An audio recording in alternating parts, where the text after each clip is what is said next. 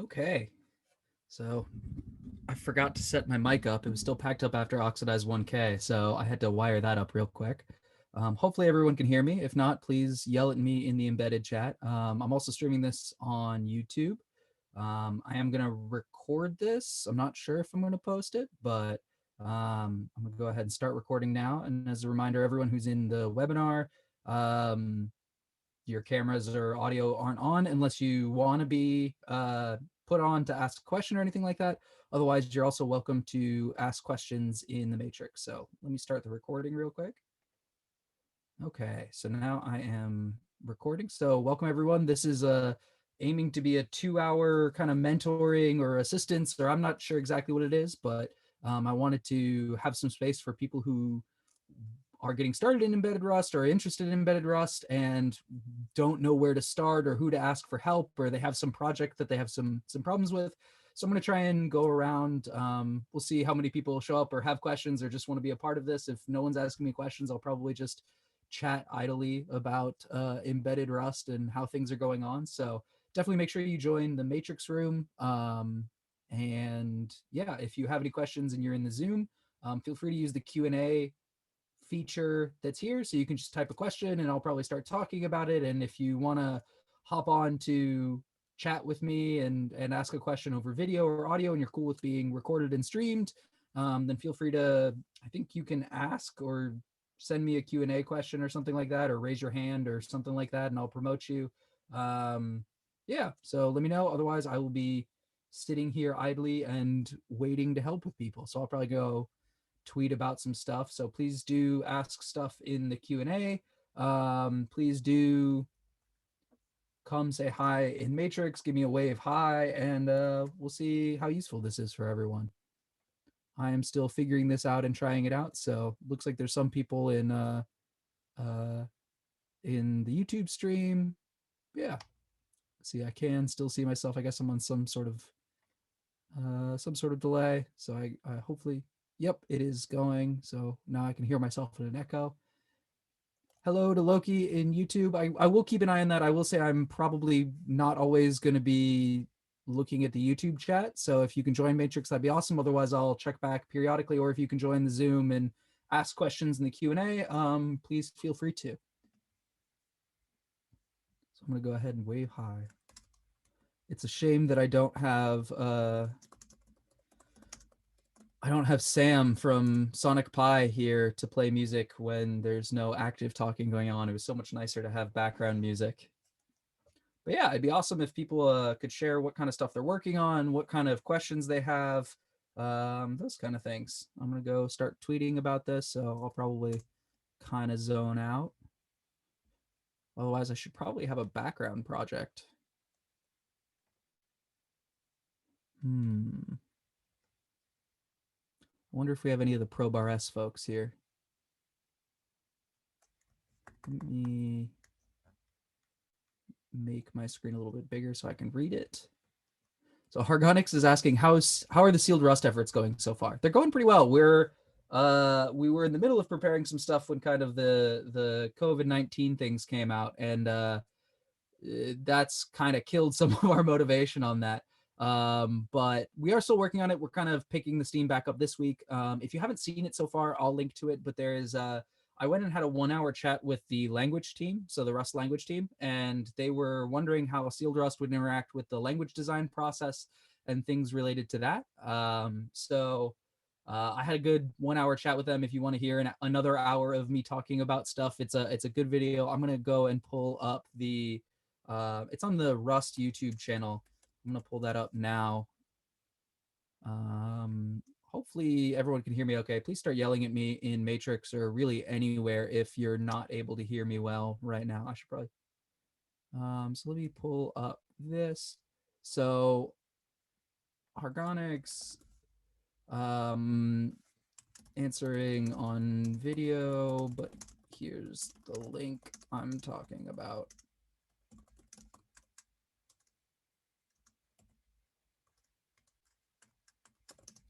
I should probably, it's interesting if people are only in chat. So if you're only in chat and not watching the video stream, Please tell me so I can answer here.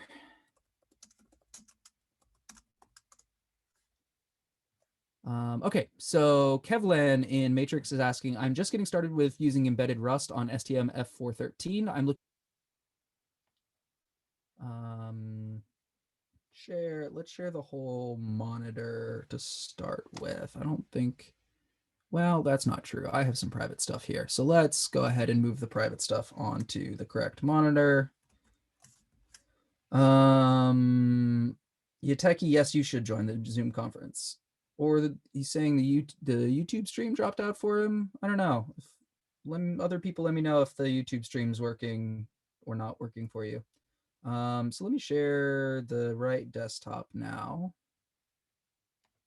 Share. Okay, so you should be able to see my screen now. This is a weird picture of me. Let's move that to the right screen too. So I'm just going to focus on that one question for now. So we're talking about STM32. The most recent ones have the docs built correctly. Okay, thank you for sharing that link. I will pull that up. Okay, so the interesting thing here, ooh, go to latest version. Or is this the one? Yeah, okay. The latest version is not building correctly. Yeah. Okay, so in general, there's kind of, actually, now I do want a text editor, so stick with me. Okay, so there's a couple things. So what SVD2 Rust does is it generates really low level documentation. So there's the lowest level, which is, so let's do this from the bottom to the top. So lowest level is the PAC. So the peripheral access crate is kind of the very lowest level of libraries that you're going to run into. These are typically just raw register level things. And they're really just meant to be the simplest safe wrapper you can write around raw peripheral interactions. So when I'm talking about peripherals, I'm talking about memory mapped peripherals. So like really just kind of a thin veneer over register access. So what you linked to me, so what's up on the screen is the peripheral access crate for that. So I'm going to come back to that. The next level up that most people probably want to start with if they're not writing is most people will probably work with the HAL, or so let me, peripheral access crate. And the HAL is the hardware abstraction layer. So the packs are generated by, the notation here is not great, but this is generated by SVD2 Rust. And then the HAL is usually, well, always, written by humans. But the hardware abstraction layer is meant to be kind of your primary interface. So if you're coming from something like STM32 Cube or something like that, the PAC is kind of the analog of just that header file that enumerates all the register addresses and gives them names and stuff like that. And the HAL is like the HAL in STM32 Cube. It's meant to be like real drivers that people are using. So shout out if you were familiar with that, Kevlan, but if not, then I will keep answering the question of how to navigate PAC documents, because for a lot of people who start writing HALs, they have to run into this. Or if you run into a corner that's like the HAL covers maybe the serial, the SPI, and the UART, but no one's written a CAN driver. Yeah, and so this is Kevlan saying this is the case that they're running into, is no one's written a CAN driver yet, so they have to write it, which means they have to step into the shoes of a HAL developer, which means you do have to interact with the PAC. So the way this is laid out is, so the PACs are generated code. So you see all of these structures and things like that. So I'm going to go specifically look at a couple different parts. So in CAN, there's going to be the modules, and there's going to be the structs for CAN. So in general, the interesting thing about most microcontrollers is they'll have multiple instances of the same or really similar peripherals. So even though there's 3 instances of CAN 1, CAN 2, and CAN 3, almost always they're going to have the exact same register interface, which means what SVD2 Rust does is it notices this, and it just makes 3 instances of the same thing. So when we go and look at the modules, we see kind of the different parts of this. And even though it's called can1, it's actually the same type used for all of these. So if we go and look at can1, can2, and can3, we see that they all return this thing, which is a constant pointer to a register block. And that's the only thing that they kind of return. But if we go and look at that register block, we can see all these fields. And even if we go and look and notice how this is can1 register block, and even if we go to can2 and we look at this register block, it's still pointing us to the same can1 register block. And that's because these are all kind of pointing to the same type definition. So there really is only one register block definition. And the register block is very similar to how the structure works in C, where there's like a struct definition that kind of gets mapped over the chunk of memory. So you might have something like a 52-byte structure definition that's mapped over, I'm going to use the totally wrong addresses for this, but let's call it like 4000, 1000, OX 4000, 2000, and OX 4000, 3000. And this might be something like can1, and this one's can2, and this one's can3. So even though the type is the same, these pointer methods are going to return a pointer to the same type, but the actual address is going to be different for these 3 different ones. So how to navigate this? So when you're writing drivers for PACs, you're mostly interested in the individual fields of a register block. So the way I usually traverse this is I would go, like if I'm looking for something specific, so you can go look at the BTR or something like that, and you can click through. And the interface that SVD to Rust generates for each register, so within this can1, so that might be the 52-byte structure, and one of those fields might be BTR. Let's say that's at like offset 12 or something like that. So for 4000, 1000, it's going to be 4000, 1000 plus 12, 4000, 2000 plus 12, or 4000, 3000 plus 12. Like these are offsets because it's kind of mapping that struct over that area. But when you have one of these registers, which can either be like a 1 byte, a 2 byte, or a 4 byte register typically, SVD to Rust provides 3 sort of interfaces over that. It's got read, which only gives you read-only access. It's got write, which gives you access that will overwrite. So it's important, and I'll contrast this in a second. And then modify, which gives you read and write access. So technically write, the difference between modify and write is modify actually gives you 2 separate handles. It gives you a read handle and a write handle. And the difference between write and modify is write takes the default value for that register. So let's say this register defaults to 12-byte offset, 4-byte register. Let's assume it's a 32-bit register because it's ARM and most things are like that. It might default to OX 0000 0000.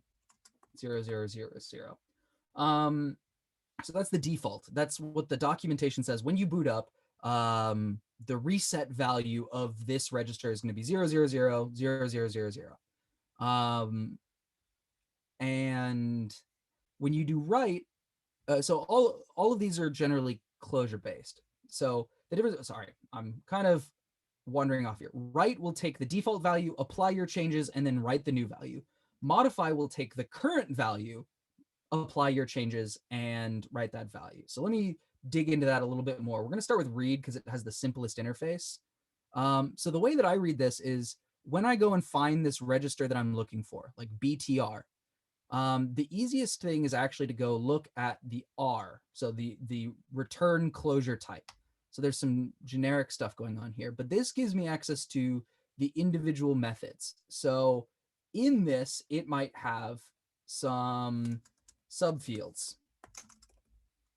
And these are like bit patterns, and we can see it here. So like bit 0 through 9 are the BRP field. Bits 16 through 19 are the TS1, 20 to 22 are TS2, 24 to 25 are SJW, bit 30 is LBKM, and bit 31 is SILM.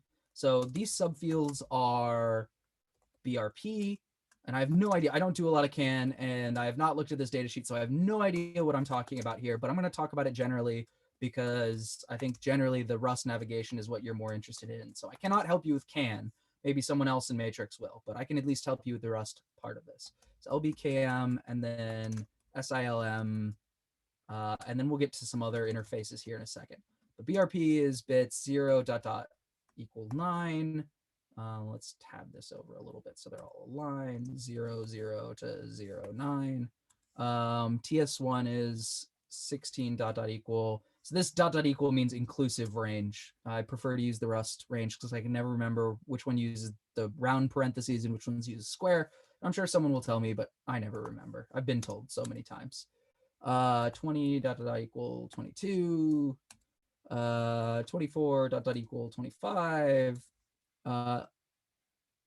LBKM is just bit 30, and SILM is just bit 31. So yeah, this is our 32-bit register from 0 to 31.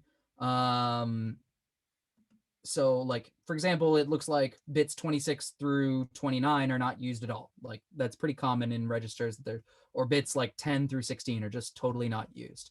Hopefully they're not used and they're not missing from the documentation. But so when we read something, so I'm going to say, let me go through like if I was trying to do a task. So like, let's just say, let's set syntax markdown because I think in markdown. So like task 1 would be read the value of BRP. So let's assume I've already gotten the handle to that. So let's say I just have like let, I just have, what is this called? BTR. So I have can1. So I don't know, let let's put this in Rust. Let can equals something, I don't know, like can1 get, I don't know. There's usually, you're probably going to get all of your peripherals. Actually, let me just do a better one. So let perif equals something like STM32 take, what does it take? Dot unwrap. So like typically the way that you work with peripherals in Rust is you have a singleton method that exposes a take. Let me just, well, let's go back and do that now. So like looking through here, just kind of following this through, in here, there's going to be two structures that are interesting. There's core peripherals, which gets you all the stuff that has to do with your like STM30 or with your ARM core. So this is like your systic register, all the stuff that's the same in almost every ARM chip. And then you're going to have the one that's specific to your device, which is peripherals. So peripherals here, so I'm going to do something like STM32. Let's make this more realistic. And this probably gets re-exported under another name, but this is good enough. F413 : take. So let's go look at the methods on this. Boop, boop, boop, take. Yeah. So the methods on the peripheral is take, and you see that it doesn't require anything. And that's because this is kind of like a global. So you would do something like use STM32F413 at the top of your crate because you're using this, and this is your pack. And then inside of main, you would do something like let perif equals STM32F113 take.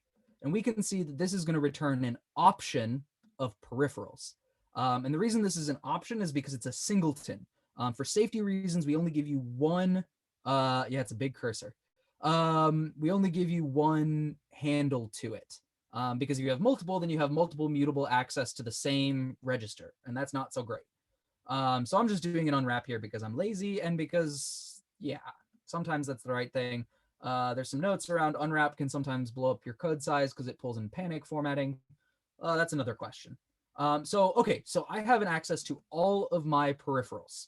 So cool, I have this, and what this is type peripherals.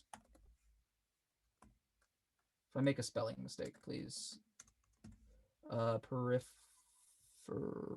Okay, so I have now perif is my peripheral struct. So now I want to take my my can item. Actually, that's actually a feature jam. It's just the STM32F4 crate. Oh, right. Yeah, the STM4 stuff is laid out a little differently, and I don't use it so much. So yeah, the pack is just going to be called STM32F4. Cool. Thank you, Thales. Okay, so now I have my peripherals. So I want to take the can item. So looking at here, we have all of these fields, one for each peripheral in here. So then I would probably go, okay, cool. Now I need to choose whether I want the can 1, the can 2, or the can 3 peripheral. And that's going to depend on like what pins you have laid out and what peripherals you have available. Right now, I'm just going to assume you have can 1. The rest of this is going to go exactly the same. It's just which one you take. So we can destructure this structure. So like I can start taking things out of this peripheral struct. So I can say let can equals perif dot can 1. So now I'm destructuring. And that's basically like what I've done now is I've started ripping apart this peripheral struct. So I can't like, within the scope of this function, I'm allowed to keep ripping stuff out of it, but then I couldn't return the peripheral structure to something else because it'll say, hey, wait a minute, you moved out like 5 of the items in there. It's not a full structure anymore. But most of the time you do this inside of main or inside of the init function if you're using RTFM. Which means like you can destructure it and then you're only going to take the parts that you actually care about. So now I've moved the can1 field out of the peripheral structure and into this variable called can. So now I have it. So now we can zoom down into can1. This is going kind of weirdly slow. Here we go. So, and this is where a lot of people get stuck because they go, wait a minute, there's no like methods in here. I'm confused. Where does this go? And yeah, we probably should do, I don't know a better way. This is kind of like how we build up the organization of the SVD to Rust generated crate. There's certainly room for improvement, at least for like accessibility in here, or even just like, hey, in the docs, if you're looking for the fields of this, you should go look here. So certainly there's room for improvement. But what I do is then I go and look at the register block because I know that's where the magic actually is.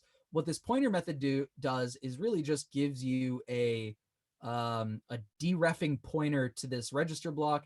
And there's like a nice deref impl trait where it's going to automatically deref this for you. So for the docs, I'm going to click on this register block. And this takes me to the register block, which is actually that like view onto this structure field. This gives me like the access to each of the fields that I want. So from here, I have all of the fields that I want, and BTR is one of those fields. So it's the bit timing register. So I could even take like, I can let BTR equals can dot, I don't think I can do this directly because it's gonna not automatically invoke deref, but I wish I had a crate pulled up. Maybe later I'll come back with an actual version of this. But at least for reading the docs, I'm gonna keep pressing on. And if someone has corrections for what my code on the screen says, please drop it in the matrix room and I will fix it. But for right now, I'm gonna keep doing something that might be wrong and please correct me. So I'm gonna do like let BTR equal can dot BTR. So now I have the BTR field of the can field. So like I'm kind of walking down structs at this point. I think to do, I might need a deref here. I have some stuff. Deref. And I won't go over deref right now because it's a little out of scope, but we're using deref here. So now I have BTR. So I want to figure out how to read BTR. So BTR is like a, remember BTR is 132-bit field here. So I wanted to read the BRP value of BTR. So I still need to go deeper because I only want like a couple bits. I only want like the these 9 bits of this 32-bit field. So now I have my BTR, which is like the whole register. BTR register 32 bits. Next layer down, I want to get my BRP field, 9 bits of BTR. And to do that, I'm going to do let x equals b equals btr dot read. And we notice that this is a closure that doesn't, or it returns an accessor field here. So here I have some options. So I can just do dot read, and I'm going to start doing method chaining here. Let me check Q&A to make sure. Okay. Rahul is saying hello. Hello, Rahul. Sorry I left your question hanging so long. I just want to make sure no one else is asking follow-up questions. Okay, so I said I just wanted to read the whole BRP field. If I want to read the whole BRP field, it's going to give me, I can just type BRP here, and I can just name the field. And what this is going to do is BRP, excuse me, not BRP. Where am I? I'm one level back. Excuse me. I have confused myself. So it's not BTR. Where am I? BT, I'm in BTR. Right, because I need to read the whole field. Right. So read is going to give me gain access to the BTR register. So like this BTR is a handle here, but to actually read it, I need to invoke the read method. So read gives me kind of this read accessor to all the fields of this register. So now I have all of BTR, and this is getting me here. So if I were to do dot bits here, this would give me the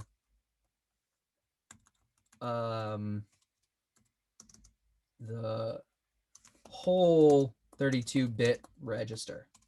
But that's not what we want. We just want the BRP field. If I just want just read B, I keep confusing myself, and this is like the confusing thing when it's BTR and BRP, my brain breaks. Just read BRP. I can do let BRP val equals BTR dot read. And now I want to access the field here, so I'm going to probably go into my BRP. So I'm going to do dot read dot BRP, because I've got this handy little accessor method, and we see it's a function called BRP. And this is going to return a read view of BRP. So BRPR is BRP read. And it looks like they don't have any like subfields or enumerated values here. So this is like a, let's see, what does it describe this as? BRP. Oh, that's super wonderful. I have no idea what BRP is. So now we're hitting the field where I have no idea. So BRP, normally, like, again, we'd have another baud rate prescaler. Okay, that makes sense, that we only have like 7 bits for a baud rate prescaler. So BRP is still an accessor method. So if I just wanted to read bits, this is going to give me a U16 here. And the way this typically works is SVD to Rust is automatically going to do the shifting and masking for me. So it's going to give me something like, or let me do bits.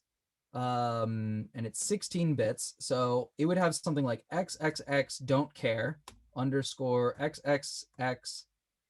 I'm just going to say question mark, where question mark means it could be 0 or 1. So it's going to automatically do the shifting and the masking for me. So it's going to give me a U16 because that's the smallest type that this fits in, but only these 9 bits are going to be valid. So like if this register value was like 12, you'd get 12 shifted over. So like 12 would be 12, even if the register wasn't 0 justified up here. Let me go see if I can find a more interesting. No, this doesn't have. The problem is the manufacturers don't always give you the interesting values that you want here. Let me see. Hopefully one of you have an interesting value where they've enumerated like the different bit patterns or something like that. I don't know if these are all just integers or something. No, these are all just going to give me, well, at least I can give you, I don't know. Does anyone know a more interesting field in here? Let's go to the master control register, because that seems like it should be interesting. My computer is certainly, my poor little laptop. I need like a little streaming machine for this, because my laptop is certainly unhappy with the amount of things that I am trying to do of encoding video and browsing things at the same time. MCR. Oh, I've confused myself by not navigating correctly here. So yeah, this is sort of like the confusing thing is like you'll go into these modules like the master control register and you're like, what are all these structs? What these structs are all the read and write proxies of the register. But if you find yourself on this page, it means that you didn't follow things kind of like I would suggest. But if you want to look at read or write, you can just hop straight to read and it will take you there. So like bouncing around here is sort of how people get confused, but like you get used to the patterns. But again, like we could probably improve the docs, or like we generate them in this way because this is the safest way to generate them, but it's not really the most, doesn't have the best user experience. But see, but this doesn't have like, okay, these are all like single bit. So like for the single bit ones, you'll get these methods like bit is clear or bit is set. I need, like, I want to go find some like Nart. What an awesome name, Nart. I'm trying to find something with interesting fields. You know what? I'm going to hop over to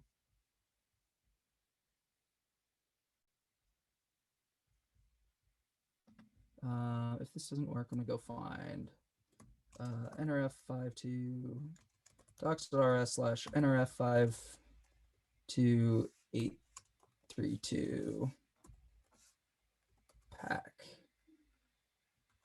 So I'm going to hop to one that I've developed on where I know where there are interesting things. So this is the nrf52. I'm going to go look at UART E0. I'm going to look at the register block. I'm going to look at baud rate. Oh, that's a trait. Oh, baud rate. Wait, did we do something fancy? Type definition. Returns read. Okay, cool. Baud rate R read. Cool. Okay, so this is like the same accessor method for the baud rate field of the UART E0 in the nrf52. And the reason I wanted to show you this is when you have like enumerated possibilities here, you get all of these like cool other fields that come sometimes. Like you can ask for the variant instead of the bits, and it will return an enum that has like a Rust enum of all the values where it'll actually map this for you. Or you get all these helper methods like is baud 9600, stuff like that.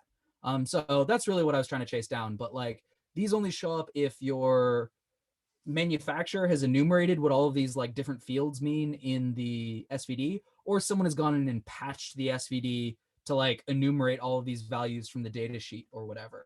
But I'm going down a rabbit hole now. So let me get back to, so that was read. Read is sort of straightforward, where you're going to use these like method chaining things where you can get the different fields on them, and you can do stuff like that. So like reading is fairly straightforward. So let's then go and let's just stick with BRP because we've been playing with it. So task 2 is like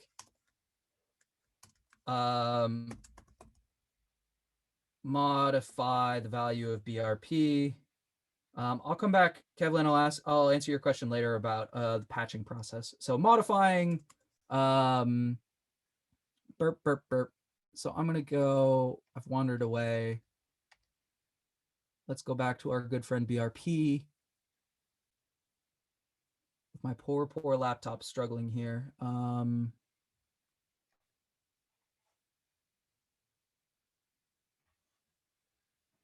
Let's see if I can jump back to BTR. I want to go BTR because I don't want read anymore. Okay, let's go back up to STM32 413. Oh no, I'm like trying to jump around and my computer is just having absolutely none of this. Okay, let's go back down to our can 1. Oh no, poor computer. what is using my CPU? Is there anything I can close that is using more CPU? Oh no, I've gone into ADC common. My computer is just really lagging, and I really apologize. Can one, here we go. Cool, got my register block. As soon as Firefox loads. Let's go to BTR.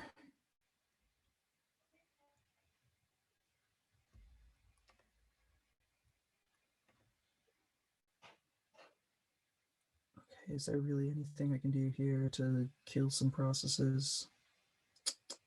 Nope, it's probably just Zoom. Okay, so that was this. Okay, so when I'm talking about writes, so the way that, so let's just copy this. Hey, Kevin, I saw your question. I'm going to finish this. I'm going to finish this answer first.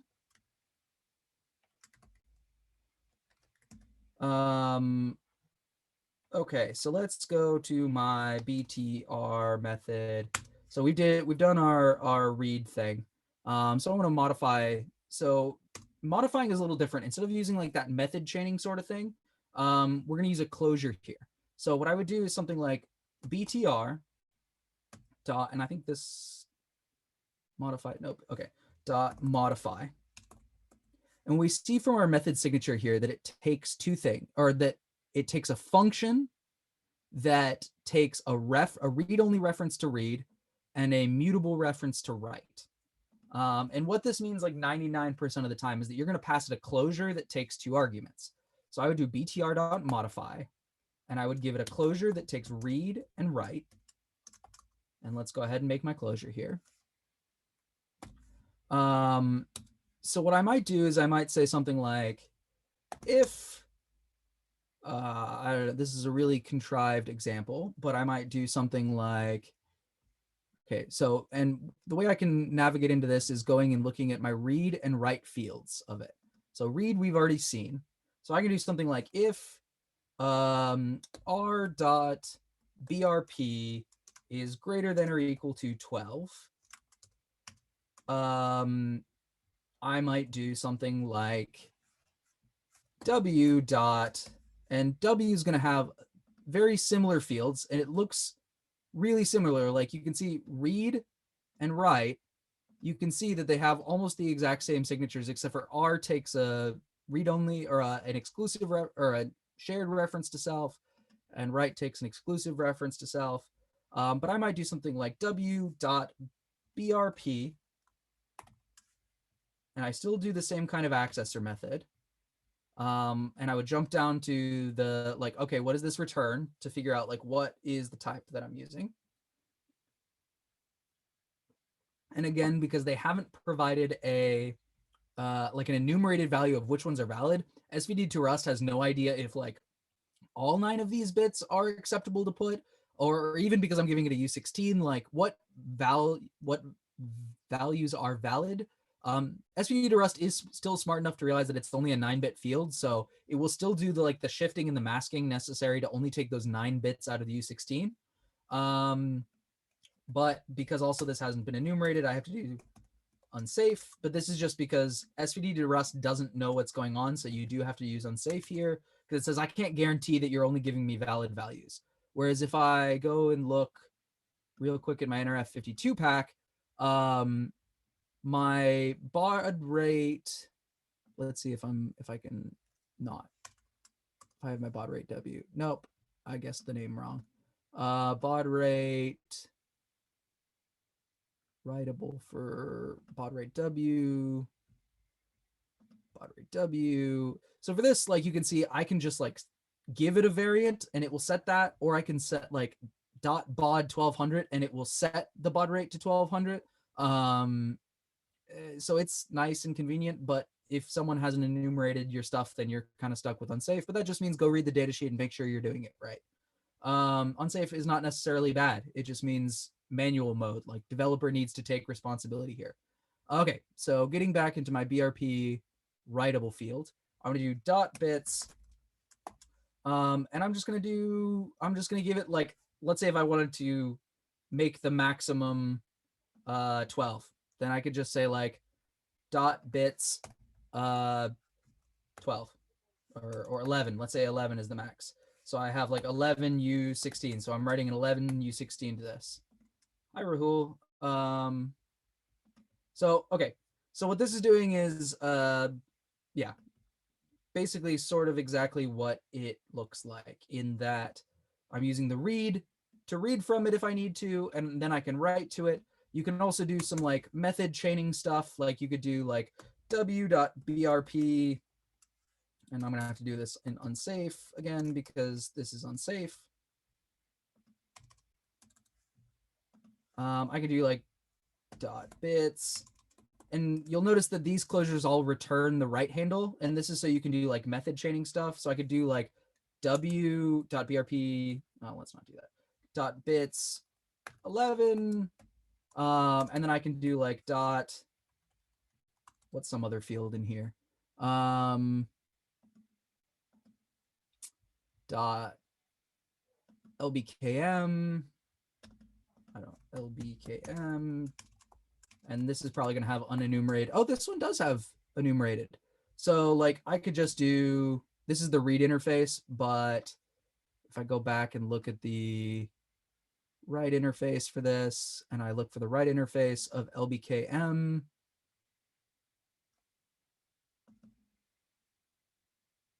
once my browser loads,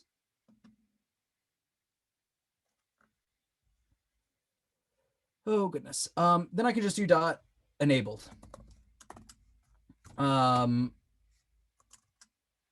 Yeah, so like you can do method chaining. This is more useful. You'll see these pairs all the time where it's basically like, what field do I want, and then what am I doing with it? Or even for reading, you would just do like read the whole field, those kind of things.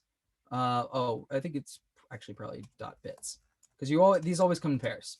So yeah, so you have like, what subfield am I talking about and what am I doing with it? Like dot bits gets the whole thing. Yeah, that kind of thing. The only difference with write and modify is write does not give you access to read. And it's important to note that it's always going to give you the reset value. So like if the reset value was 0, if you did something like btr dot write, you get a write closure, because it's still going to give you a write closure, and you did something like w.brp.bits 11 unsafe, because yeah, this is unsafe. If you did this and then immediately did btr.write w.lbkm.enabled access or methods, and let's, I guess I don't need a closure here. This is almost certainly wrong, because at the beginning of the write, it's going to reset to the reset value. So like, even though you changed BRP here, when you write it the second time, it's going to reset BRP back to the original value. So if you want to change a bunch of stuff at once, you probably need to use like the method chaining stuff, like this. So like if you use write, yeah,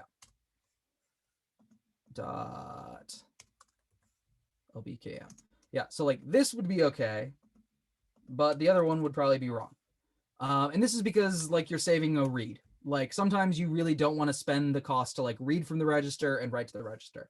And speaking of cost, even though this looks really expensive with a closure and stuff like that, usually by the time the optimizer goes through it, it just smushes it down to a single read and a single write. So like, even though this looks really wordy and has a closure in it and it feels like that should be expensive, it's almost really almost never not, it's almost always just as cheap as like a read, modify, write. So almost always these are super, super low cost. So that was a really, really long answer, but I feel like hopefully that answered a bunch of your stuff. I see someone else in chat is talking about how the patching process works, because for STM32, they have this really cool machinery for applying SVD patches. So the answer is a little special for STM32, but I hope that answered your question. I'm going to move on to some more questions because it's been almost an hour already. Actually, I'm going to stop the video for a second because I'm going to go and open my window because it started getting kind of warm in my office. So I'll be right back in a second.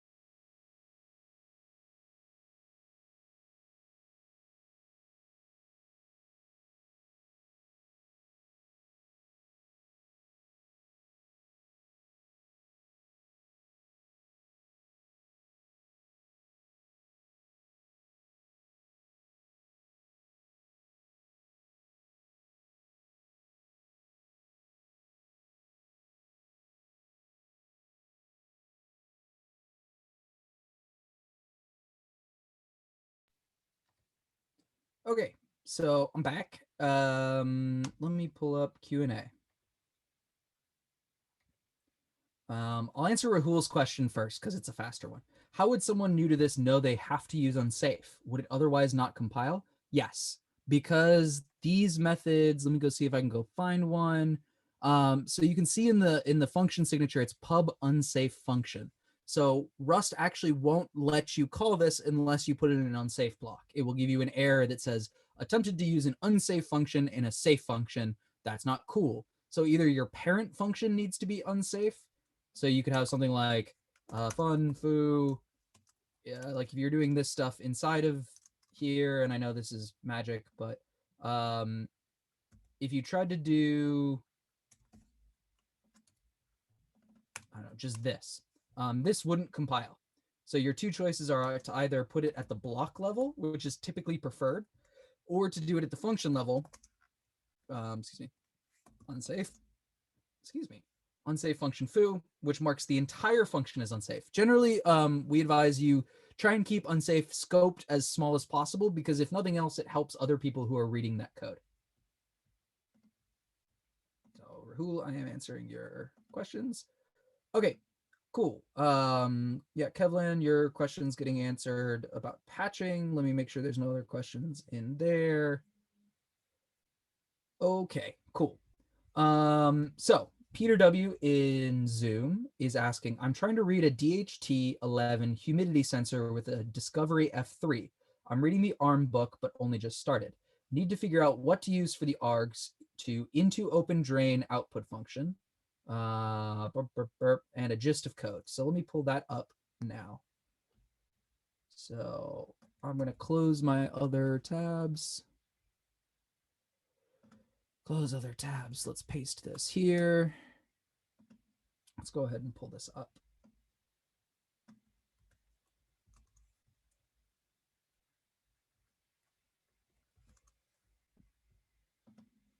Okay, let's take a look at this code as soon as GitHub loads.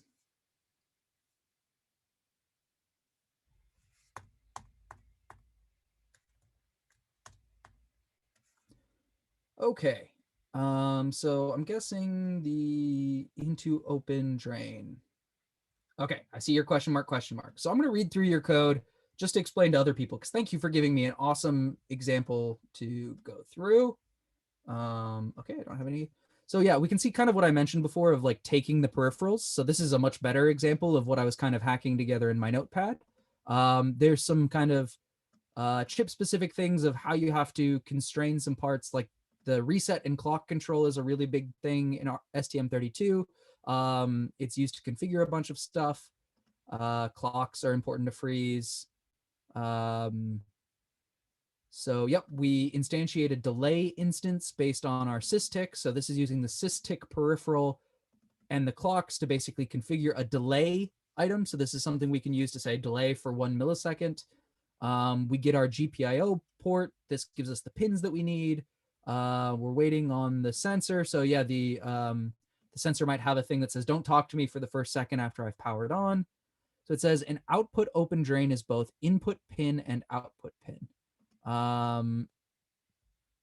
So it seems like what we need to read.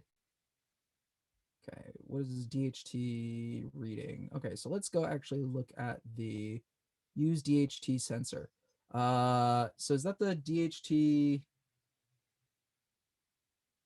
sensor crate? So let's go look for this on, let me go look for this. Let's go pull up these docs.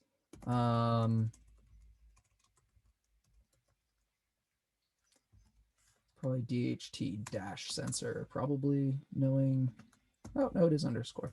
Okay, so let's pull up this. So where is your gist? Where you're having problems? Free into drain output. Okay, so where you read it. So it's the DHT11 reading read. Interesting. I haven't played around with this, but let's go look at the docs and what it expects. Structs reading, reading, reading, read.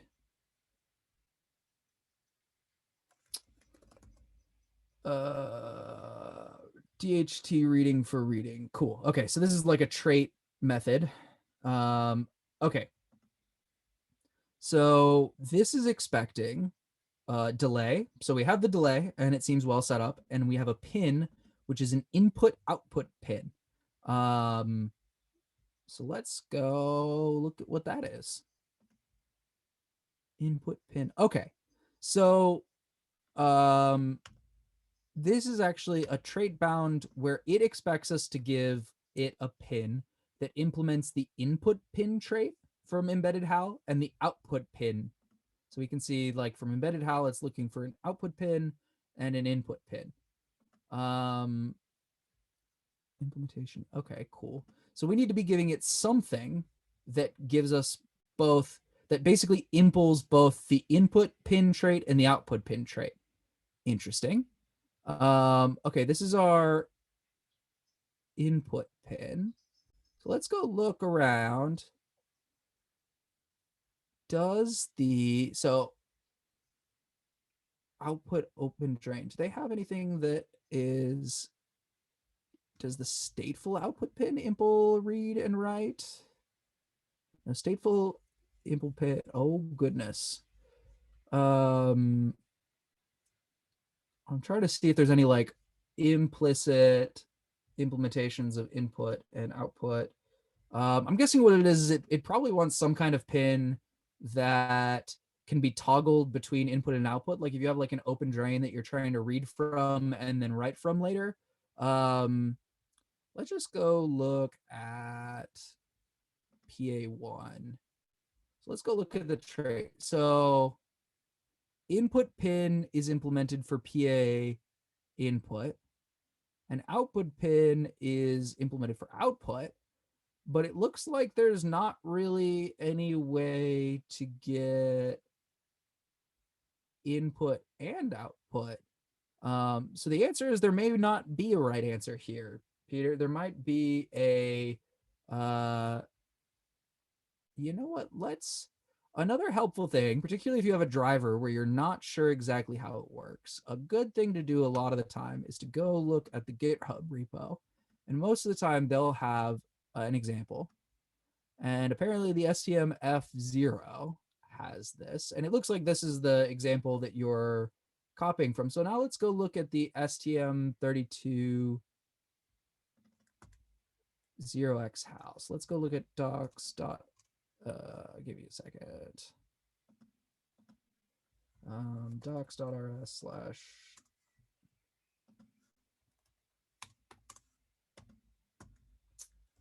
let's go look at the F0. Oh no, last successful build. Okay, let's hope 15 is soon enough. Documentation for 15.2. What was that example using? Where's my DHT sensor example? I had an example. Is it hiding behind my zoom bar?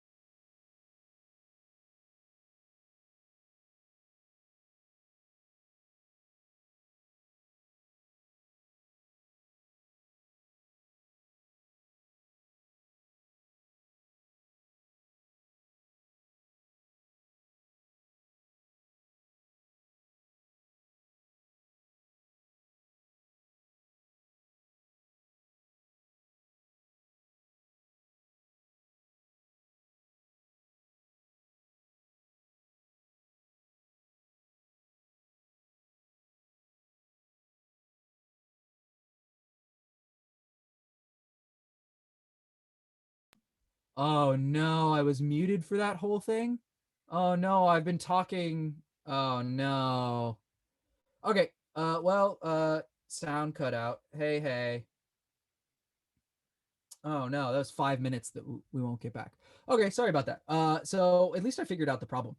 So you probably saw me bouncing around. So TLDR in the STMF3, the problem is that for PA1, it implements the input pin trait for input mode, and it implements the output trait for output mode. The problem is that the DHT11 trait is looking for a pin that implements both the input pin and the output pin. Oh no, I can't believe I was muted for all of that.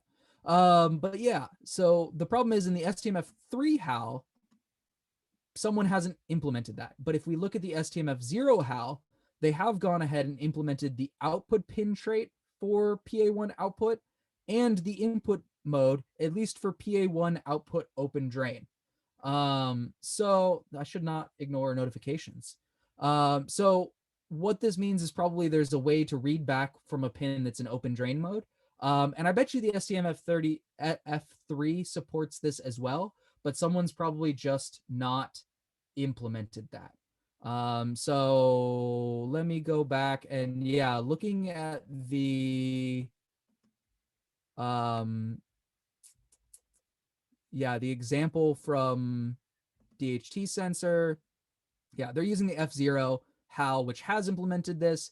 You're using the STMF3 HAL, which has not implemented that. So my high level answer is you probably need to go make a PR to the STMF3 HAL, which implements the input trait on an output open drain mode. And you can probably take some inspiration from this, from the STMF0 HAL. But yeah, the problem is that no one's gone and implemented the input trait for an output pin, which makes sense. It's probably because no one's run into this problem before, but you need this. So yeah, the answer of how to fix this is implement it for the HAL and submit a PR. So the workflow for that would probably be locally, you're going to check out the STMF3 HAL. You're going to use something like cargo patch. So your steps, I'm going to write this down. Peter's next steps. You're going to clone the STM32 F3XX HAL. You're going to patch your application to use your local copy. So we're going to go look at the docs for cargo patch because I never remember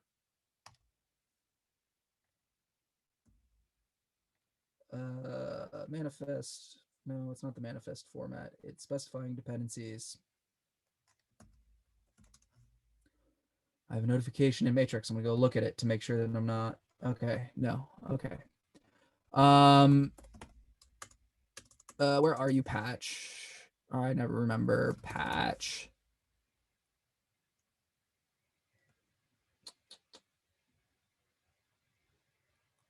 Patch section, excuse me.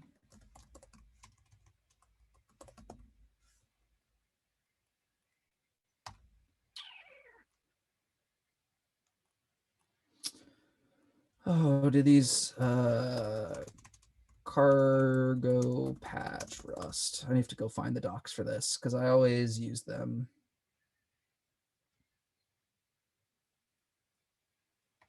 Is it just in the manifest? Oh, it was. I just looked at the wrong. So I just Googled cargo manifest patch and I want to look at the patch section. Cool. So yeah, in your cargo toml, what you'll probably do is something like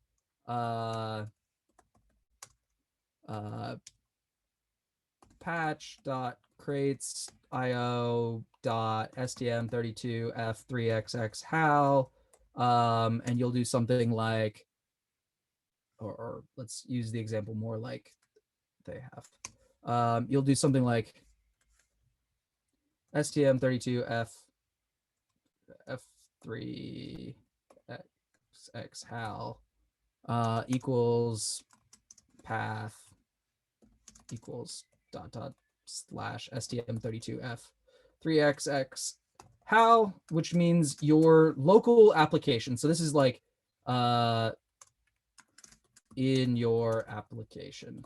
This is so like your application is no longer using the one from crates.io, it's using the local one.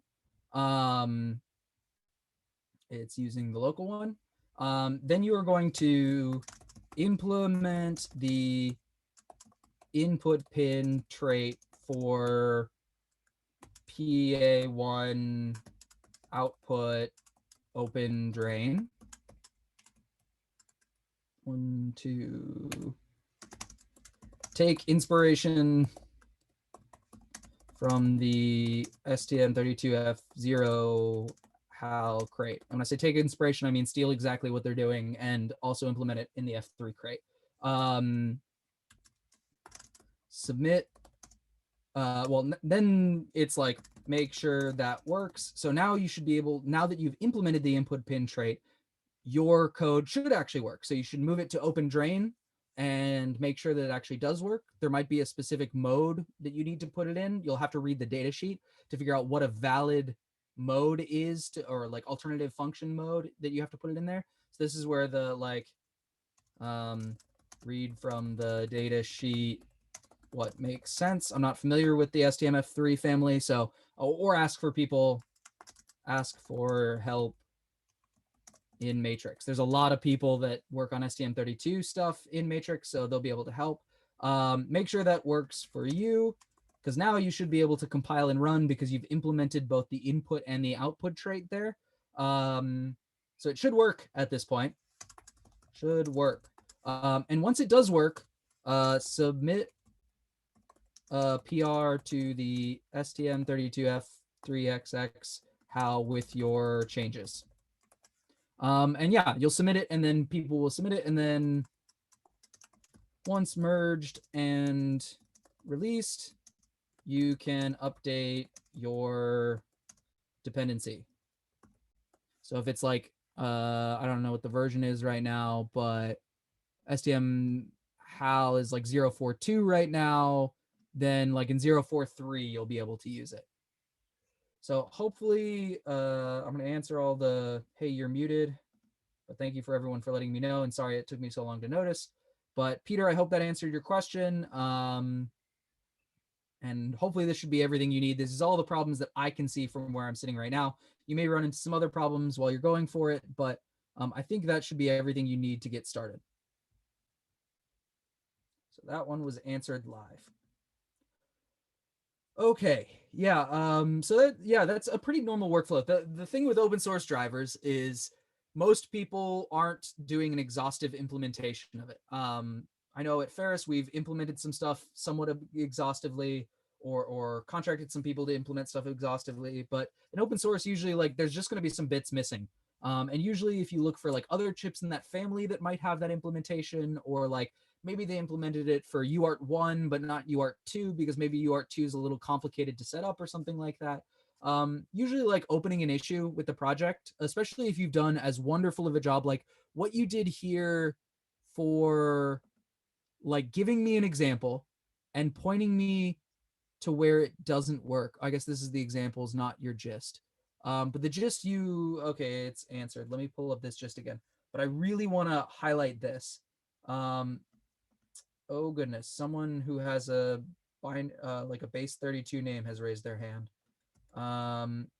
Please don't raise your hand because I'm not really going to do anything with it. If you have a question, please ask it using the Q&A function and I will answer it there. But raising the hand function doesn't really do anything other than pop up a notification on my screen that's sort of annoying. So if you have a question, please answer it with the Q&A function or ask it in Matrix. But please don't raise your hand because it doesn't do anything other than annoy me.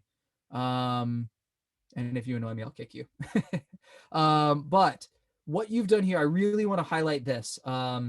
Putting together a gist of something that you expect to work and raising the issue that it doesn't work and putting the like, hey, I have this, and even like maybe in a comment where you say like, here's it working for the STMF0 and I don't know why it doesn't work for the STMF3. That helps people like me or the other maintainers of the crates. Like you can open an issue in probably the best place would, well, what I'd probably suggest here would be, if we keep having these Q&A sessions, this is a perfect place to do it. I really appreciate that you've put together a good example of what you expected to work, because that helps. Especially if you say, hey, look, here's it also working in the STMF0 family. Ask in matrix, open it up in an issue on the STMF3 crate, like, hey, this works for F0 but doesn't work for F3, but I don't really understand why. Is this a problem? And most people who are experienced with working with this will be able to follow it in the exact same way that I did. Like, I'm going to go to the docs for the STM or for the DHT11. I'm going to look at what it expects, not this, the DHT. I'm going to, like, tracing backwards, I'm going to say, hey, you set up a pin so that you could give it to this. And then I'm going to go up here and go, okay, it's the DHT crate. And then I'm going to go look at the DHT docs, figure out what the trait bound is. And again, you can follow along with what I did, because DHT sensor, I know you called the read method. So I went and looked for the read method, and I got, there's a trait bound on the pin. Let's go look at that trait bound. That took me to here, where it's saying the trait bound is the input pin trait plus the output pin trait. So I'm going to go, okay, so what's probably happening is whatever your type is isn't fulfilling that. So I'm going to go look at the docs for the pin, and I notice in the pin docs that it's not implementing input and output for your output mode. Like, there's nothing that satisfies the constraints here, which means it either needs to be implemented if it's possible, or if it's totally impossible, like the F3 just had no way of reading from the output mode, you'd have to do something way trickier. But I bet there's probably an output pin mode that satisfies those constraints, and someone probably just hasn't implemented the driver for that. So that's my suggestion of how I would walk through that as, like, someone who's worked with stuff like that. But yeah, what you did was perfect, of like putting together an example of, hey, I need help for this. So if you are at home and you are not Peter and you're having trouble with something, like, put together, the most useful thing you can say is, this is something I think should work and doesn't. And I think it should work because here are like 3 other examples that I tried to combine. Like, letting us work through those examples, or other people work through those examples, is super handy, because people will be able to, like, understand what assumptions you're making and either, like, fix your assumptions, or, like, say, oh, your assumption should be right, but it's not correct because someone hasn't implemented that yet. So I am out of questions in both Matrix and in Zoom. So I'm going to pause for a minute, and I'm going to go take a break and breathe. Please ask questions in Matrix. Please ask questions in Zoom. Even if you just want to, like, learn more about stuff, I'll probably prioritize people who are blocked on stuff. But even if there's just stuff you want to learn more about, or would like information about, let me know. Otherwise, I'll pick something random to just chat about. We've still got about 40 minutes left that I've blocked off today. So please ask your questions in Matrix. Please ask your questions. I'll pause, mute myself, and remember to unmute myself this time. And yeah, I'll be back in like a minute or two, or as soon as I see the questions start stacking up. So thank you very much, and I'll be back in a minute.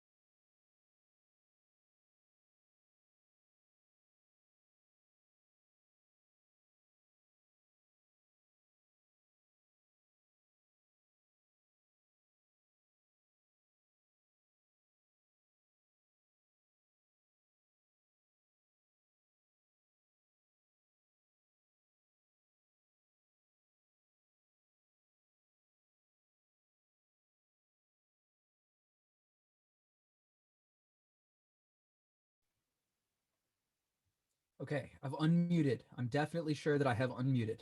So let me unfull screen this. Let me close some windows. Hopefully free up some RAM from my poor overworked laptop. Zoom is now telling me my internet connection is unstable. Interesting. Okay, we've got a couple questions. I'm going to do the ones that I saw come in first.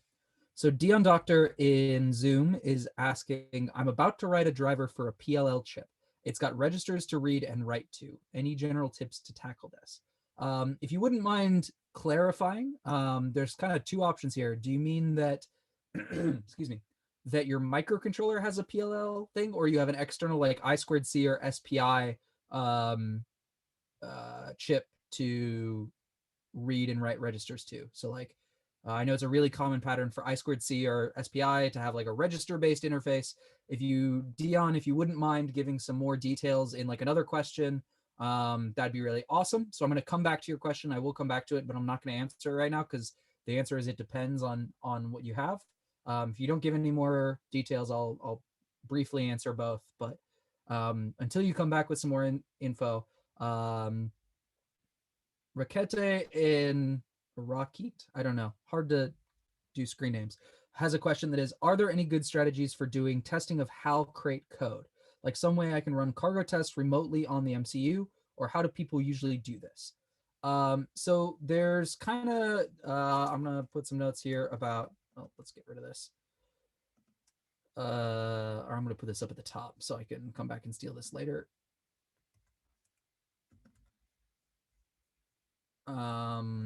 Testing. So there's sort of like 3 best practices that I'm aware of right now. I will say that the testing story is not totally fleshed out. But, oh, and I'll shameless plug myself. I have a blog post that explains not Rust related, but more or less how to do, well, the post is called CI for embedded systems, but it's really more general testing for CI systems. So this is on my blog. I talk about like the different kinds of testing, like CI building, non-host testing, host testing, simulated host testing, basically a bunch of different types of testing that you can do for embedded systems. And I had like a bunch of people ask me a bunch of questions, and I just brain dumped into a giant blog post like 2 years ago. This has nothing to do with Rust or C. At the time I was doing more C, but it's generally vague enough to be general embedded systems. So this is going to have some like general strategies, but it doesn't answer your question in Rust how to do this. But might be worth a read, and I'll try to consistently use the terms from this blog post to answer your question, just because people are so yeah. So the 3 strategies here are let's see, what is this? Non-host testing. I would say non-host testing general, non-host testing HAL based, and host testing. I guess it's sort of hardware in the loop. I don't know. I'll get in more detail and it'll be more clear. So my first non-host testing general would be just test code. So this is like if you're not really writing a HAL, but if you're just writing like some logic or something like that, just like a driver that is meant to be used in a no standard fashion, but has nothing to do with like specific hardware. Like if you're writing a data structure library or a parser library, or part of your library is a parser library, a really handy thing is to just write a no standard crate and test it on your desktop. So an example of this is I have a library called BDQ, which is a bit buffer style queue. It's meant for like it's meant to be like a queue for DMAing where you can get like a batch of stuff. So even though the core crate, so like the BBQ library, is a no standard crate. And so for background detail here, the Rust's unit testing or testing infrastructure is it has a built-in unit testing framework, but it assumes that you're using a standard target. So like you have an operating system and things like that, which means if you're trying to run tests on either a no standard library or an actual microcontroller implementation, it doesn't help you that much right now. So what I do, so even though this is a no standard library, I still have tests that run for this. At the time, I think there was some limitation, or maybe I just didn't know the right way to do it. But I have a separate library that is literally just tests. Like it doesn't do anything, but it includes my main library as an external dependency, and it just tests a bunch of it. This is one option. I think you can also do literally the trick that I have here, and you can just use config features to, when you're running in test mode, make it a standard library create, and when you're running not in test mode, make it a standard library create, or just whenever you're testing, activate the standard feature. Like BBQ also aims to be useful for people in a standard library environment, so it has a standard library feature. Make it not a no stud crate in some testing cases. So this is like if you have some logic that you want to test, like if you have some business logic that has nothing to do with hardware dependencies, you're just testing like some state machine logic or something like that that doesn't rely on your code. You still can just use the desktop stuff. And generally, even for non-Rust embedded stuff, I recommend pushing as much testing not on your test platform as possible, and hopefully writing your code in a portable way where it works in both environments. I get into this more in my blog post. There's some cases where this does work, some that it doesn't. It depends. But if you can make it easy for yourself, do it. Don't involve like an embedded environment or something like that. Non-host testing, HAL-based. So if you're testing stuff that, like if you were writing like the DHT11 crate, that's a no standard library, but it has no hardware dependencies. It only depends on embedded HAL traits. So like the DHT11 crate, good example. You're just testing functionality that depends on embedded HAL. DRBGN, I think that's your username. DBRGN, excuse me. DBRGN has this awesome library for embedded HAL mock, which is an implementation of the embedded HAL traits, but basically wired up in a way where you can simulate fake data into it. And it's really, really handy if you're writing mock-based tests for a library that's embedded HAL-based. So you can use embedded HAL mock to test a library like DHT11. Let me see. Yeah. But if you really are writing like the STM32 HAL and you want to test your hardware, and there's not really a great way to like what you're testing is simulating it.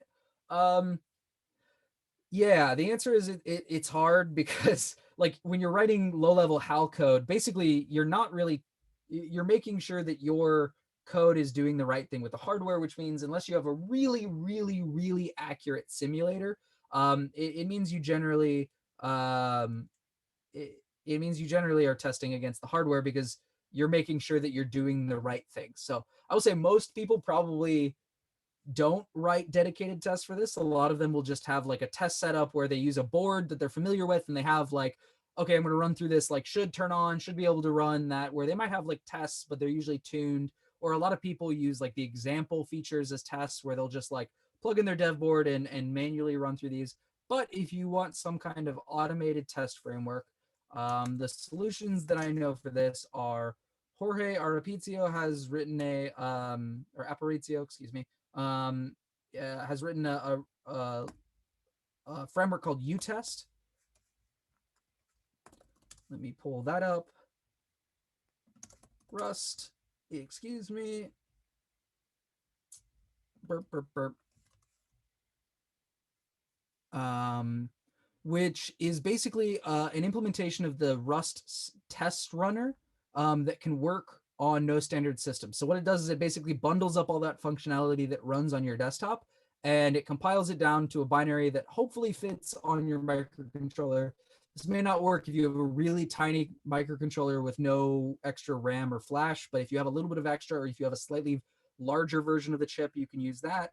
Or you can even use QEMU, depending on how specific what your testing is. If you're testing a specific peripheral, QEMU is probably not going to do it for you, but yeah, you can do this. There's a whole guide on here on how to do it. You could run through these and like walk through the test steps and automate this so that you do have like, you're still going to need a piece of hardware plugged in, but you should be able to run like a manual test, a manual unit test based on this. This is like you're doing instrumentation of uploading a testing framework onto your system, running the test, and then getting the results over your debugger or over a serial port or something like that. I can't remember exactly how it works. This is one option where you're doing a test framework where you are running it. I think it runs over semi-hosting by default, and it's just sending the test results back over semi-hosting. So this is like run on your microcontroller, results over semi-hosting, which is a debugger interface for getting data. Another option that is fairly new, Disasm is working on this cool framework called Avatar RS, which is like remote control of your microcontroller, which what it does is it actually like, it shoves itself in at the lowest layer. So actually in this graph up here, I said that the PACs are the lowest level. But I lied. There's actually a level lower than that. There's like the actual raw register interface, where we actually have the abstraction that lets you do like atomic reads and writes to the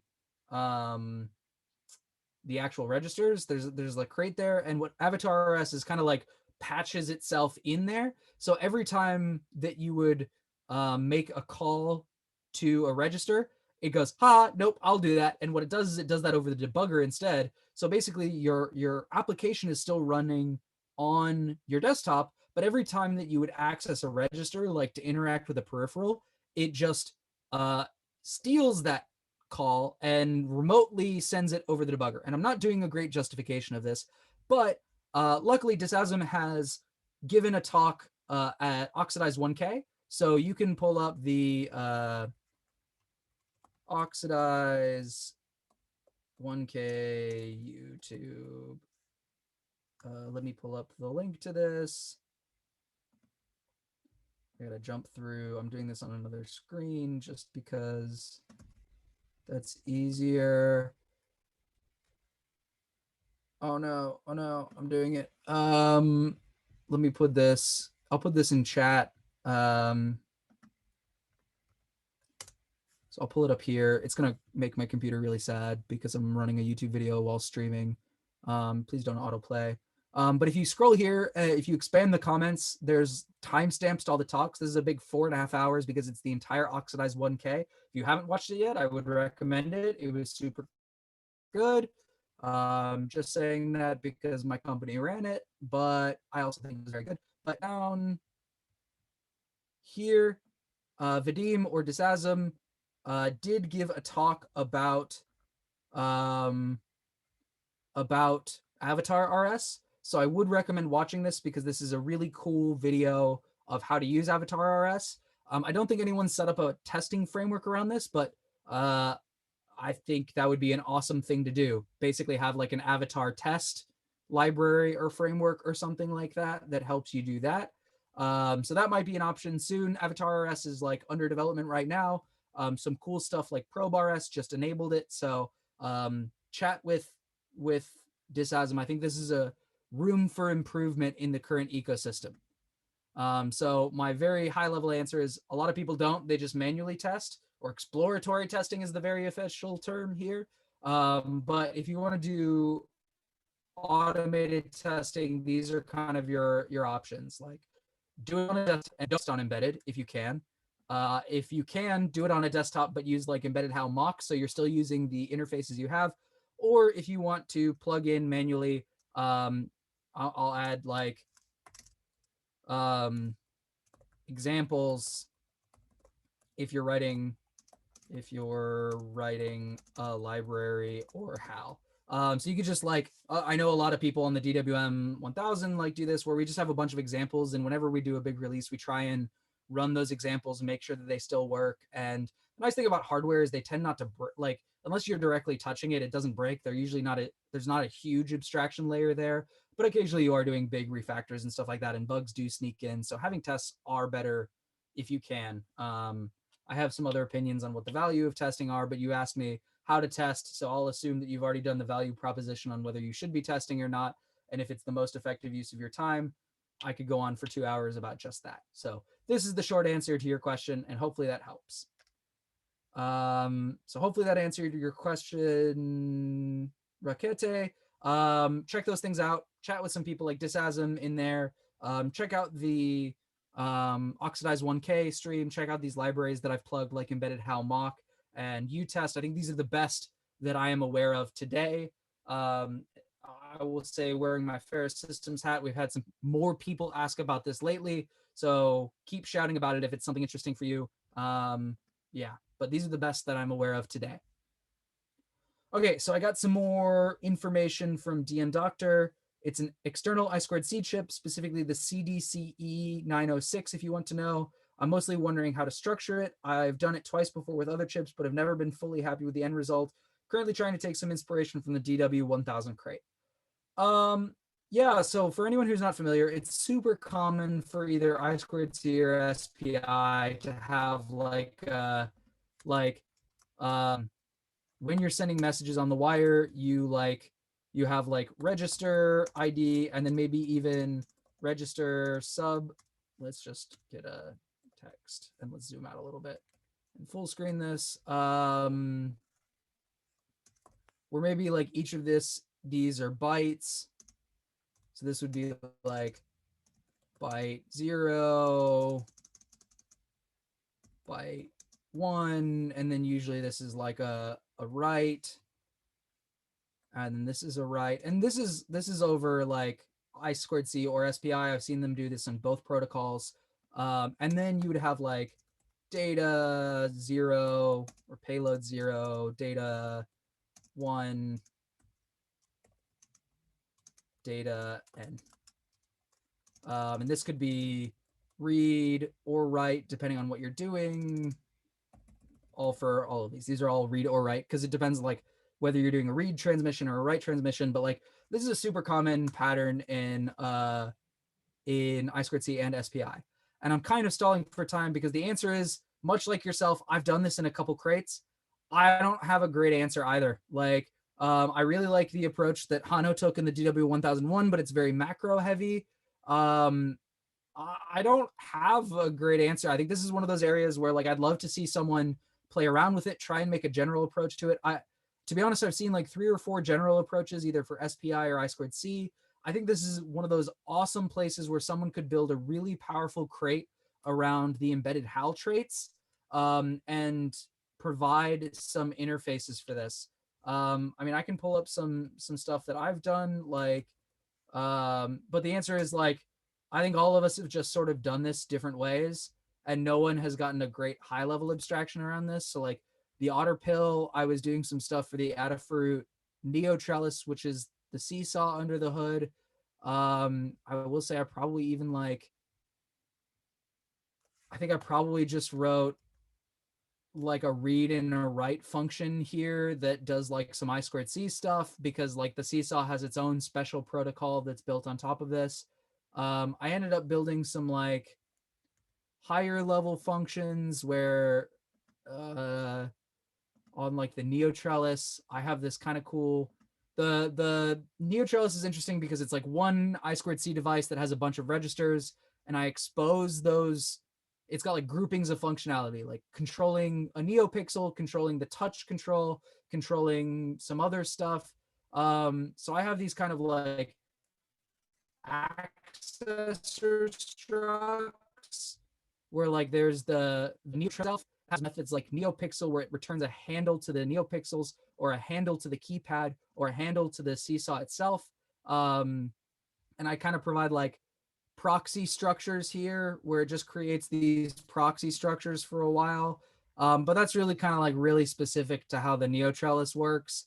I don't have an awesome general purpose answer either, unfortunately. Like, yeah, I mean, like I could pull up the DWM or the DW1000 crate.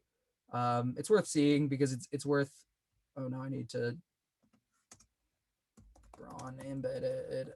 So Hano developed this as part of some work that he partnered with Ferrous for. Ferrous still uses this in like all of our training materials. So if you've ever taken like the Ferrous training material, you would have seen this if you've dug into the low levels.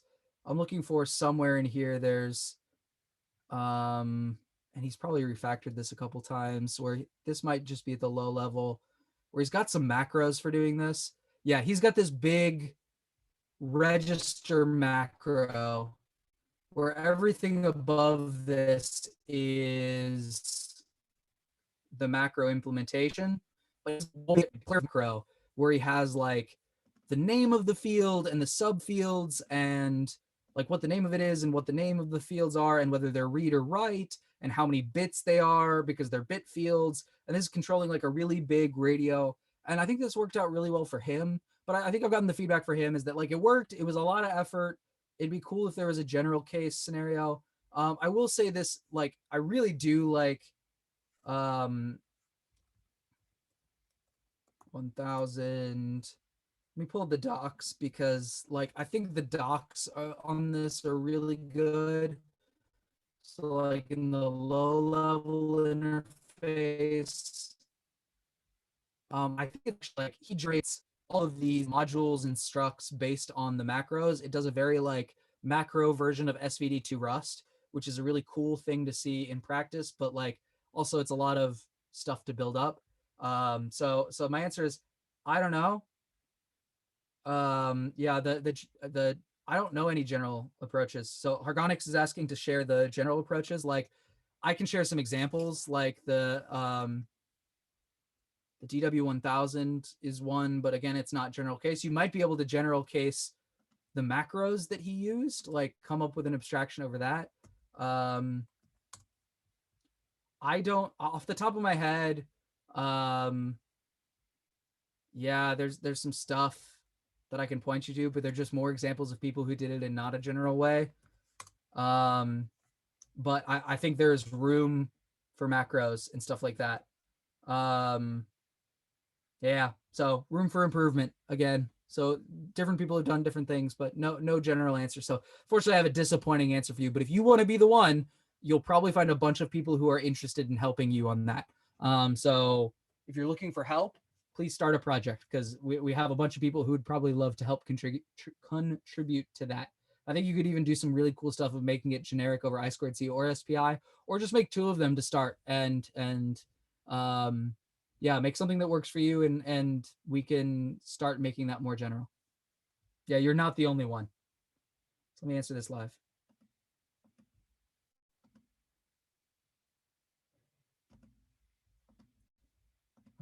Okay, I'm gonna take not a long break, but just 2 minutes. I'm gonna stand up for a second, take my sweater off because it's still getting hot in this room. Probably because my computer is just sitting here pumping out heat. But I will come back. There's one more question, but if you have more questions, please ask them. I'll be back in like 2 minutes.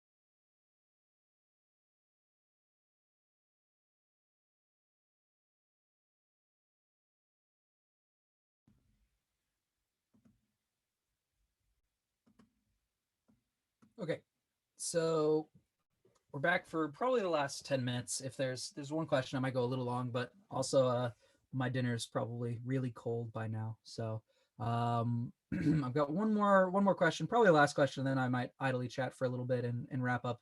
Well, I don't know. If you have a question, ask it now, because might be the last second. But yeah, Peter's asking, do you I think there's some typos here, but do you have views on the value of tests?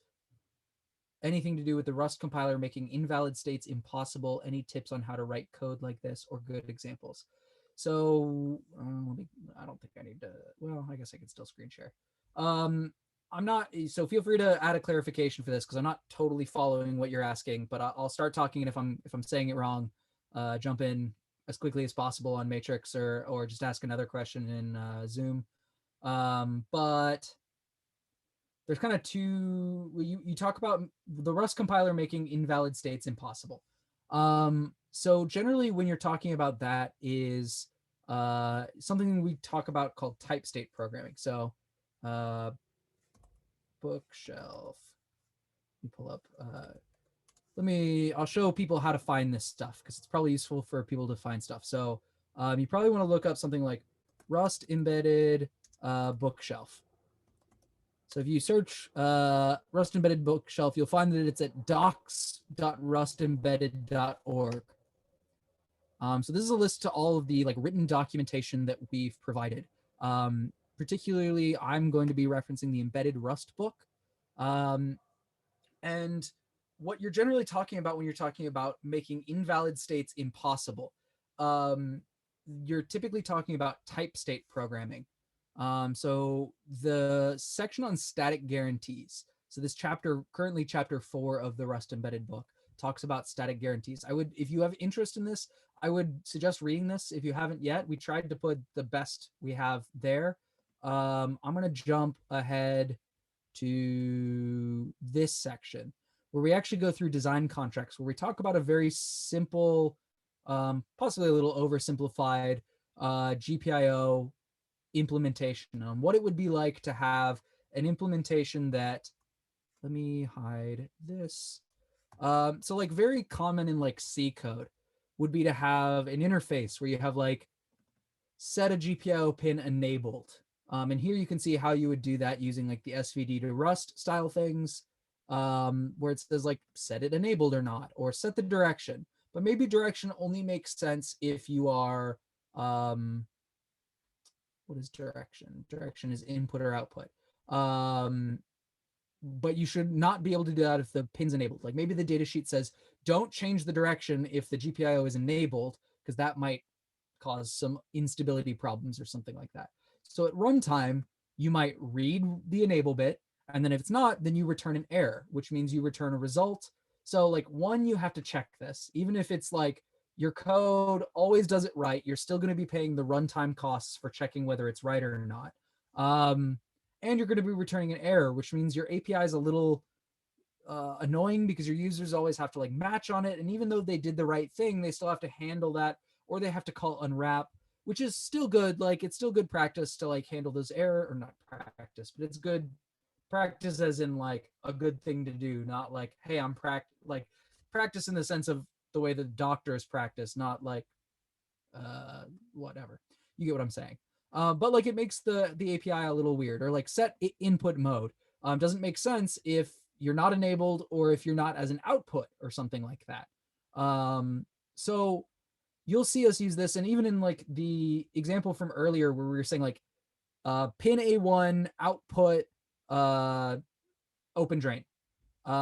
We use this thing called type state programming, where we actually use how Rust understands types and generics and things like that to limit things. Where, for example,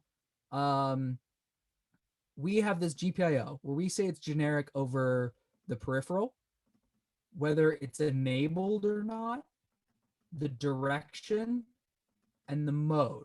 Where in general, the peripheral is going to be generic over any peripheral, which might be pin 1, or GPIO pin A1, pin F3, whatever. So it's generic over whatever peripheral. then we have these kind of magical, they look like structure members, but they're enabled, direction, or mode. But you see that the way that we actually define these are by empty structs, which are 0 size types in Rust. But what we might do is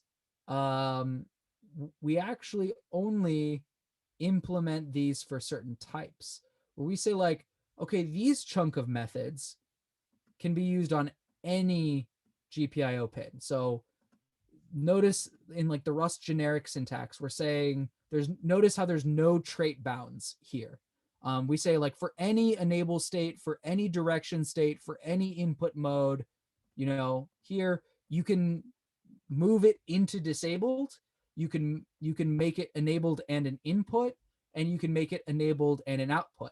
So notice that like in any mode, no matter where you are, you can always call these methods and it will always return disabled don't care, enabled input high Z, or enabled output don't care.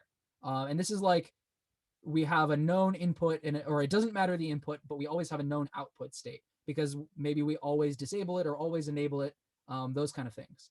But you might want to constrain that where you say, I have this method that can only specifically be used when it's enabled and an output and a don't care. And to follow this, notice like kind of when these are all caps, we're typically talking about generic. So like when it's these parameters that are defined up here, this is saying implement for any combination of these. And notice how they're reused over here, this. But when we do this down here, notice how there's this is not a general implementation or like a blanket implementation. This is saying specifically for a GPIO config, when the types that we are using are enabled, output, and don't care. So again, we're invoking these specific types for these specific fields, because we've said the enabled is enabled, the direction is output, and we don't care about the input state because that's not relevant when we're in output mode. So this means that you can only access this method when you have something that is in that state. Similarly for this, we can also do it somewhat generic where we say, okay, these methods are only available when it's enabled specifically, input specifically, and in mode specifically. And this is really powerful because it means that like you can't move it into the input pull down mode when it's not enabled because that's not allowed. Like, or for example, you can't like set bit of an output when it's on an input because that's not implemented. It's just not available. And you'll see this in our, let's see if I have it of the, so you'll see this like in the STMF3 docs, hopefully. Yeah. So like here you say impl mode PA1 for any mode. So you see how both of these are unconstrained, which means in any mode, you can change it. Like it may force you to hand it some additional resource to do that, but in any mode, you can call any of these functions. But if I collapse this down, you'll notice that we have these other implementation blocks. So like impl mode means that these methods can be used for any state of PA1, whereas this method can only be used when PA1 is in the output open drain state, or in the output or any output state or any input state. So like notice how we're using these type arguments to constrain this. And this is really powerful because it means that if you get it wrong, it won't compile, which means there's no need to test this. There's just like, if you get it wrong, it won't compile, which is super, super powerful and is like, the concept's usually called functional safety, means that like invalid states cannot be represented in there. And functional safety is typically achieved in C programs through like testing and things like that. In Rust, we can move some of those constraints to compile time, which means the Rust compiler will just enforce this for you. It's super powerful, but there's kind of two sides to this. One, it requires people to understand this, and to do this requires, at least to like implement this or extend this, you sort of really have to understand how Rust's type system and generics work. And if you're coming from a language like C that doesn't have a like as powerful of a type system, doesn't have generics, doesn't have zero size types, and I should go back. The cool thing about this is when we implement this in the way that we have, and all of these are zero size types, none of this exists at runtime. Anytime you have these generic parameters that are zero size types and a struct that is empty is a zero size type, these all evaporate off at compile time. So there's no runtime checks at all. It literally only exists at compile time. And once you're done basically running through the type checker in Rust, all of these types evaporate off and they're all optimized out, which means you have these super highly optimized implementations with no runtime checks at all. There's two downsides to this. The first one I was starting to talk about, the complexity, like the user or the developer cognitive overhead is higher.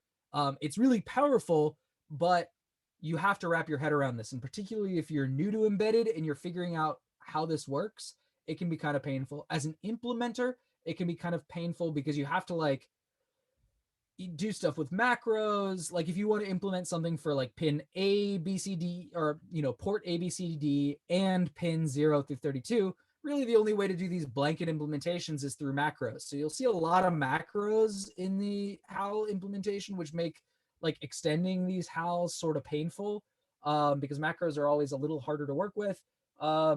And for newcomers who are like, for exactly what the question earlier is like, why can't I use this pin in my open drain? Like the compiler is just saying no. There's not a great feedback loop right now of like, oh, it's no because this. So the cognitive overhead is a little higher. So like that's kind of the downside to it. The second downside is, I had a second downside. I can't remember what my second downside. So the downside was cognitive overhead, type system limitations. Yeah, okay. I can't remember what my second downside was. But generally, like the biggest downside, in my opinion, is that it's very powerful and it's awesome because it means you can never get it wrong or it just won't compile. But the downside is like it's harder to use sometimes. That's the other downside is some of these things aren't possible to do purely at compile time. For these like hard compile time state transition, because basically we're representing a state machine in the type system of the language, which is really cool and really powerful. But the downside is these have to be like knowable. So this is awesome for like one-time initial configuration where you say, set it as an input, do this, do this, do this, and then it's always an input or always an output or whatever. But if you do something like when a user sends a command over the UART, I switch this pin from an input to the output. That makes it really hard to represent because your state is only runtime knowable, which means you can't really have compile time checking of things that are only knowable at runtime. So like you lose your ability to check this, which means for a lot of things like input pins in the NRF52, we have these degrade methods where we take away some of this compile time magic and we move it to runtime checking just because there's no way to represent this stuff purely at compile time because it has a runtime component to it, which means after you spent all of this hard work setting up this system that can't be wrong, some users may still need it to be runtime checked. And it's not super easy to always play back and forth between this. So that's the downside is like, it's not always possible, particularly if you have runtime or things that are only determinable at runtime. Yeah, generally like type state programming is very cool, but it's a double-edged sword because it's complicated sometimes, or it requires, it's not particularly well, I don't know. It requires the not knowing a lot of the moving parts of Rust and Rust embedded and like our style of using it. So like, I don't know, it could be complicated. So I go back and forth. We're still finding like the right balance of like compile time safety versus like usability. And so we're still kind of working on what the right blend of that is. So that's my general thoughts on the topic. Hopefully that's what you were asking for. You were asking some stuff about value of tests. I'm not sure what you mean about testing. If it doesn't compile, then the only way to test that is to, you know, have tests that don't compile if you get it wrong. But yeah. Yeah. we had some folks asking very quickly. I'm about out of time, but people were asking about async on embedded, how much work has been doing that. Shameless plug. My company, Ferrous Systems, has been doing some work on that. Some wonderful, way better at async and embedded than me folks like Japarek and Jonas have been doing work on this. They've got a proof of concept out there. We have some actual working code for the NRF52. Some people like Disasm have already started running with that. Right now, we're kind of we're compiling our lessons learned there. The answer is still going to be like the ecosystem needs. The TLDR is we've started doing work to unblock the fundamental things there because we think it's important for the ecosystem.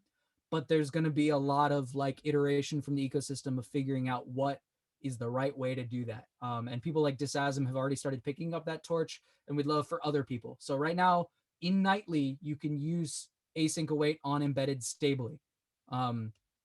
Thanks to the work of Jonas and Jorge, who have put in the hard work for this. That recently got merged a couple nightlies ago. That's going to be riding the trains, which means in 6 or less weeks it's going to be in beta, and in 12 or less weeks it's going to be in stable, which is super super awesome. Yeah. So here I'm going to stop sharing my screen because I'm about done here. So stop screen so you can look at my face now, and my very messy office. But yeah, so we've been putting in some work, and by we I mean not me. That's very much the Royal Ferrous Systems we, and not me. I've been following along, very excited because I'm excited for it, but they're way better than me. So they've been doing all the hard work there, and they've been putting up some wonderful blog posts. So if you haven't seen the Ferrous Systems blog posts, go check that out. There's 2 posts.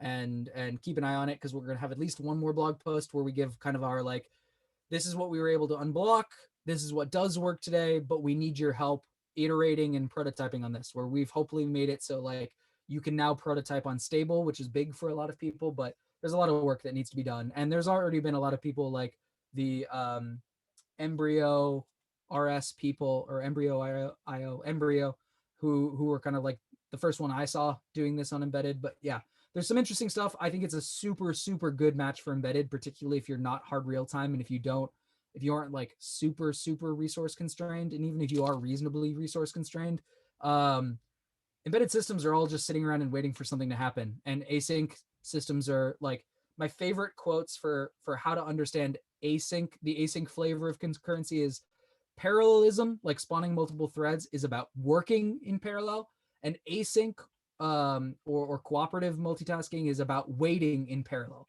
When you have 20 things that are all waiting for something to happen, but no one's supposed to be doing something at the same time. Async await is super good for that, and I think it's going to be a super good model for embedded, particularly because that's what most embedded systems are. They're waiting for like 10 different events to happen and reacting to them when they do happen, like a button press or a packet comes in, or I have an ADC reading is ready. All these things like interrupts are waiting for events to happen. So I think async await is going to be a really good match for some embedded systems. Like if you're doing a really hard real time, like non-cooperative preemptive multitasking kind of problem, async await's probably not going to be your answer. Stuff like RTFM or TalkOS are going to be a better answer there. But if you're designing something that's like, I have a sensor that's sitting out in the field and it's waiting for a timer to go off every 5 hours, take a temperature reading, wait for my radio to power on, send that data over the radio, and then go back to sleep, I think async await's going to be super awesome for that, because you can let the compiler build state machines for you. But yeah, that's just my 2 cents. So yeah, I think I'm out of time and I'm out of questions. So thank you very, very much to everyone who stuck around in, oh, excuse me. I had one off topic question to Matrix. Oh, do I like the T-Bone? It's 440 mic I'm using. It's like the Anna 440. I don't know. It's some like cheapo special, but I like it. Hopefully the audio quality's been good. It's like, I think when I bought it, it was like 60 or 70 euros. It's got USB-B on it, so it doesn't require like a preamplifier or something like that. For my like good enough for streaming, not for recording music, it's probably pretty good. I generally recommend it. I don't know if it's the best for what I paid for it. I bought it like 2 years ago. I'm using that. My other equipment is I've got a Logitech C920 webcam. Seems to do pretty well. It's 1080p. The mic on it's pretty decent when I'm not using this mic. Definitely both of them are way better than my laptop's mic and camera, so generally would recommend both of those. Works well in Linux. I've had no problems. I plugged it in, it got picked up as a sound card immediately. Absolutely no problem. I have like a cheap little pop filter and a cheap little arm here that I just have bolted to my desk. Yeah, I went for a fairly cheap setup, but better than laptop mic. So would recommend. So yeah, thanks again to everyone in Zoom that asked question and Matrix that asked question who are watching this on YouTube.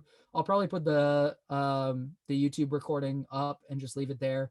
Yeah, so this was fun. I'll probably try and do this again. I'll probably try and poke more people from the embedded working group to do stuff like this or to help out in the way that they can. Like for me, I like talking.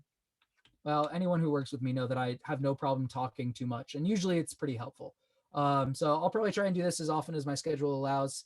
I've done some other stuff like Internet of Streams, which is just an excuse for me to talk. So yeah, if you don't see me doing it, ping me on Matrix or on Twitter or something like that, and I'll try and jump on when it's reasonable. And please, if you are here and I helped you today, please turn around and help other people. Like if you're on Twitter, help people on Twitter. If you're here in Matrix, help people in Matrix.